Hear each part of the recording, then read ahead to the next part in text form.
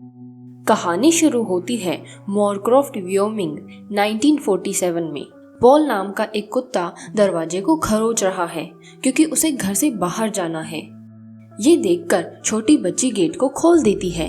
Paul बाहर निकलते ही आसमान में देखने लगा जहां उसे कुछ अजीब महसूस हुआ। तभी वहां बहुत तेज रोशनी आती है। इसे देखकर वो छोटी लड़की चौंक गई और पॉल की तरफ बढ़ी। कहानी आगे बढ़ती है। आज के दिन सैन डिएगो कैलिफोर्निया में दो ब्रिटिश लड़के ग्रैहम विली और क्लाइव गोलिंग रोड क्रॉस करके कॉन्वेंशन सेंटर में जा रहे हैं। कॉमिक कॉन इवेंट में हर जगह अलग अलग कॉस्ट्यूम से बहुत सारे लोग हैं। ग्रैहम और क्लाइव एक्टर माइकल भेन से मिलने के लिए लाइन में लगे। फिर दोनों रात को कॉन्वेंशन से बहुत सारा सामान लेकर होटल में रेस्ट कर रहे हैं। दोनों बात करते हैं कि ये यूएस ट्रिप बहुत यादगार रहेगी क्योंकि वो कॉमिक कॉन के बाद अमेरिका के सबसे फेमस यूएफओ स्पॉट से होकर गुजरेंगी, जैसे कि area 51, black mail box, Nevada, camp Verde, Apache junction, फिर रोजवेल मैक्सिको, जहां माना जाता है कि 1947 में यूएफओ आया था। अगले दिन ग्रैहम और क्लाइव अपनी गाड़ी आने का इंतजार कर रहे हैं। एक बड़ी सी वैन वहां आई और दोनों उसमें बैठकर अपनी जर्नी में आगे बढ़ते हैं। एरिजोना में उन्होंने बारटेंडर के साथ थोड़ी मस्ती की। दोनों को बार में एलियन और यूएफओ की सजावट देखकर बहुत अच्छा लग रहा है। फिर क्लाइव वॉशरूम गया, तभी दो गुस्सैल आदमी अंदर आए। कुछ टाइम बाद क्लाइव वापस आकर खुशी से ग्रैहम को बताता है कि टॉयलेट में डिस्पेंसर एलियन के सिर जैसा दिखता है। ये सुनकर दोनों आदमी उन पर हंसने लगे और गे बोलकर उनका मजाक उड़ाते हैं। तो क्लाइव और ग्रैहम उसी वक्त बार से बाहर आ जाते हैं। वैन में जाते वक्त क्लाइव ने गलती से उन गुस्सैल आदमियों की गाड़ी को टक्कर मार दी और वहां से चले गए। ब्लैक मेल बॉक्स पहुंचकर उन्होंने फोटोज खींची। तभी देखा कि एक गाड़ी उनके तरफ बहुत तेजी से आ रही है। दोनों जल्दी से वैन चलाकर भागने लगी कि शायद वो वही बार वाले आदमी हों। तभी पीछे से गाड़ी आगे निकल गई और क्रैश हो जाती है। इससे वहां बहुत ज्यादा धुआं भी हो गया। वैन से उतरकर दोनों कार को चेक करने जाते हैं, मगर अंदर कोई नहीं है। ग्रैहम ने पुलिस बुलाने के लिए फोन उठाया, मगर तभी पीछे से किसी की आवाज सुनाई दी। डरते हुए जब उन्होंने पीछे मुड़कर देखा तो वहां खड़ा था निक्कर और चप्पल पहने हुए एक एलियन। उसने दोनों को फोन बंद करने के लिए कहा। क्लाइव तो शौक से बेहोश होकर पैंट में सुसु ही कर देता है। एलियन डरे हुए ग्रैहम को शांत करने के लिए कहता है कि मैं किसी को चोट नहीं पहुंचाना चाहता, मुझे तो बस तुम्हारी मदद चाहिए। फिर उसने अपना नाम बताया, पॉल। वो ग्रैहम को कहता है कि क्लाइव को अंदर ले चलो, रास्ते में मैं सब कुछ समझा दूंगा। वैन चलाते वक्त ग्रैहम ने पूछा कि कहाँ जाना है, तो पॉल ने जवाब दिया, नॉर्थ की तरफ। इधर एक्सीडेंट हुई कार को देखकर सूट पहना एक गवर्नमेंट एजेंट जॉयल वहां आ पहुंचा। वहां पड़े पानी को चक्कर उसने वहीं थूक दिया। फिर वो रेडियो पर अपनी सीक्रेट लेडी बॉस को बताता है कि मैं पॉल के करीब आ चुका हूँ। बॉस उसे पॉल को खुद ही पकड़ के लाने को कहती है। कुछ घंटों बाद क्लाइव की आंख खुली तो पॉल आराम से बैठा बैठा पिस्ता खा रहा था। तभी क्लाइव उसका गला दबाकर एलियंस की लैंग्वेज में बोलने लगा। ग्रैहम ने उसे रोका और सारी बात समझाई। पॉल कहता है कि वो एंड्रोमेडा गैलेक्सी के एक छोटे से प्लेनेट से है। इतनी दूर ट्रेवल कर पाने का एक ही तरीका है, वर्म होल।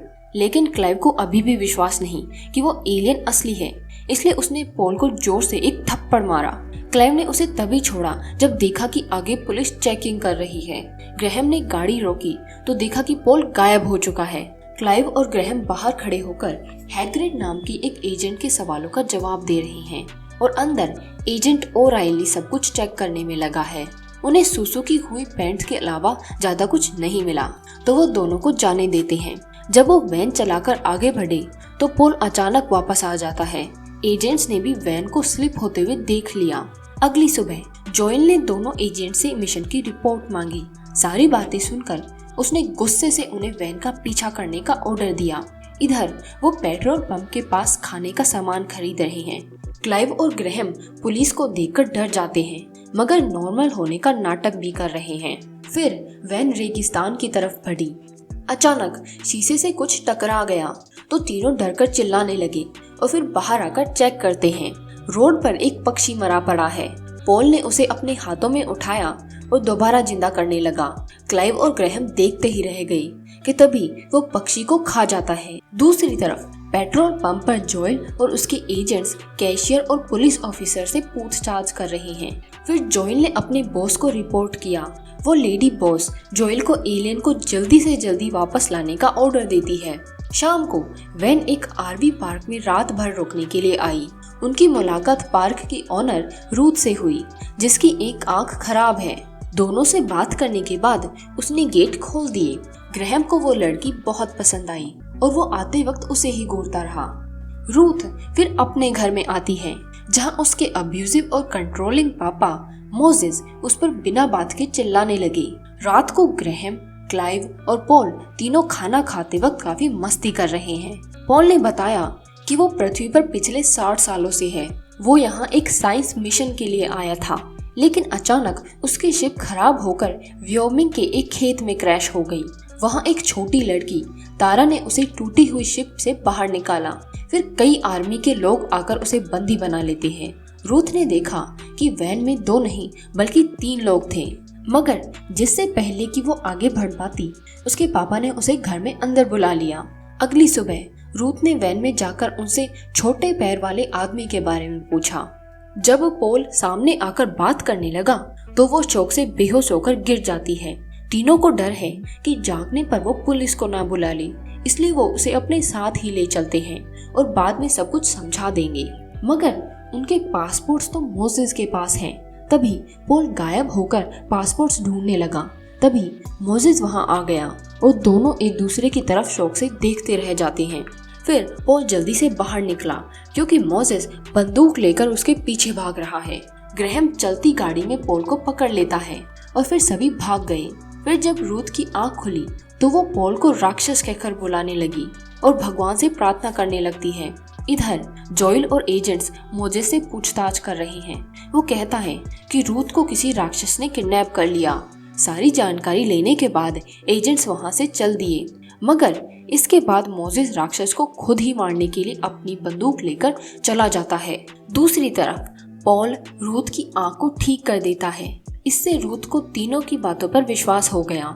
शाम को वो एक बार में आई, जहां पर रूथ अपने पापा को कॉल करती है, लेकिन फोन एजेंट जोएल ने उठाया। वो उसे वार्निंग देता है कि तुम खतरे में हो और फायदा इसी में है कि सभी सरेंडर कर दें। और साथ में हम देखते हैं कि हैग्रिड और ओराइली लैपटॉप से फोन को ट्रैक करने की कोशिश कर रहे हैं। रूथ घबरा गई और फोन रखकर भागने लगी। उसे समझ आ गया कि उसने बहुत बड़ी गलती कर दी है, तो वो अपने दोस्तों को बार से बाहर ले जाती है। वैन में बैठकर वो आगे निकले और कई दूर चले गए। रात को सभी आग जलाकर आपस में बातें कर रहे हैं। तभी पॉल 60 साल पहले की क्रैश की कहानी बताने लगा।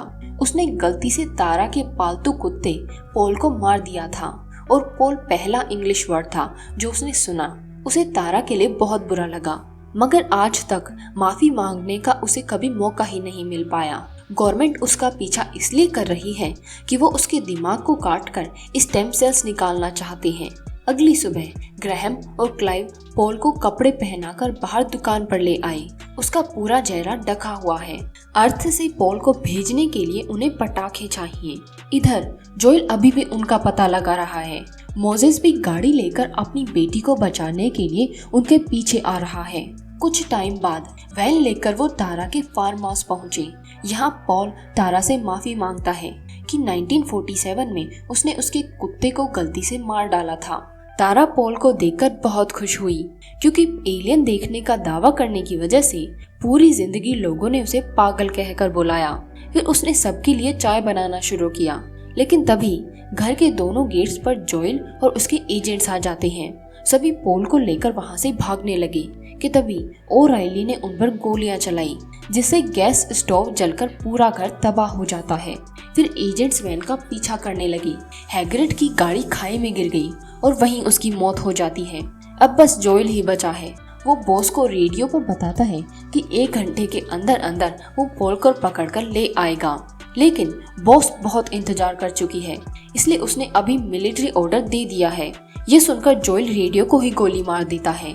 पॉल, ग्रैहम, क्लाइव, रूथ और तारा रेवेंडस पहुंचकर पटाखों से सिग्नल भेजते हैं।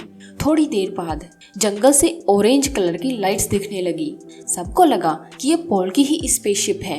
मगर वो एक हेलीकॉप्टर है जिसमें जॉयल की बॉस ऑफिसर्स के साथ बाहर निकलते हैं। वो पॉल को मारने ही वाली थी कि जॉयल वहां आ पहुंचा। अब सामने आता है कि जॉयल ने ही पहले पॉल को भागने में मदद की थी। जॉयल ने ऑफिसर्स को मारने की कोशिश की मगर कंधे पर उसे ही गोली लग जाती है। साथ ही तारा ने बॉस को जोर से मुक्का मारकर बेहोश कर दिया।